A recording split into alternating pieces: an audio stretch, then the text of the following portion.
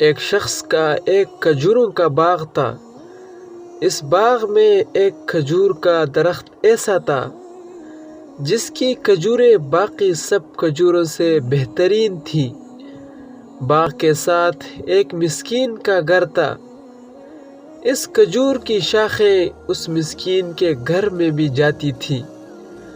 اگر اس کھجور کے درخت کی کھجوریں پک کر اس مسکین کے گھر میں جا گرتی اور اس مسکین کے بچے ان کھجوروں کو اٹھا کر کھانے کی کوشش کرتے تو باغ کا مالک اس مسکین کے بچوں سے وہ کھجوریں بھی چھین لیتے۔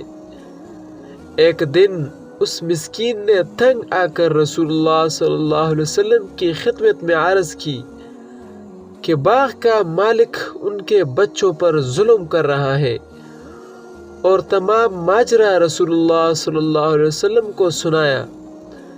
آخر اس مسکین کا قصہ سن کر رسول اللہ صلی اللہ علیہ وسلم اس کے ساتھ باغ کے مالک کے پاس گئے اور فرمایا کہ اگر تم یہ کھجور کا درخت مجھے دے دو تو اللہ تعالیٰ تمہیں جنت میں اس سے بہتر کھجور کا درخت عطا کریں گے، جس کی کھجوریں بھی ان کھجوروں سے بہت عمدہ ہوگی۔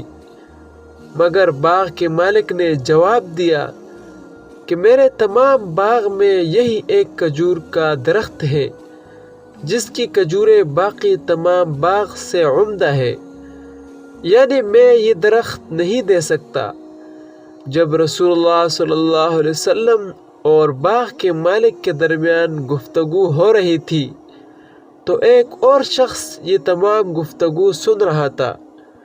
جب رسول اللہ صلی اللہ علیہ وسلم واپس چلے گئے تو وہ شخص رسول اللہ صلی اللہ علیہ وسلم کی خدمت میں حاضر ہوا اور عرض کی، اے اللہ کے رسول، اگر میں یہ درخت خرید کر آپ کو دے دوں تو مجھے بھی جنت میں وہی انعام ملے گا؟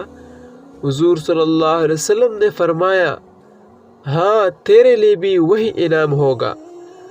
چنانچہ یہ شخص باغ کے مالک کے پاس گیا اور اس درخت کی قیمت پوچھی تو باغ کے مالک نے کہا کہ میں اس کھجور کے بدلے 40 کھجور کے درخت لوں گا جس کے تنے بھی مضبوط ہو۔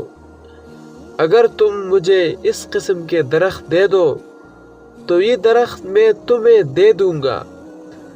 اس طرح اس شخص نے اپنے باغ سے اس کو 40 درخت دے دیے اور وہ ایک درخت خرید کر رسول اللہ صلی اللہ علیہ وسلم کو دیا اور عرض کی، اب یہ درخت آپ کا ہے۔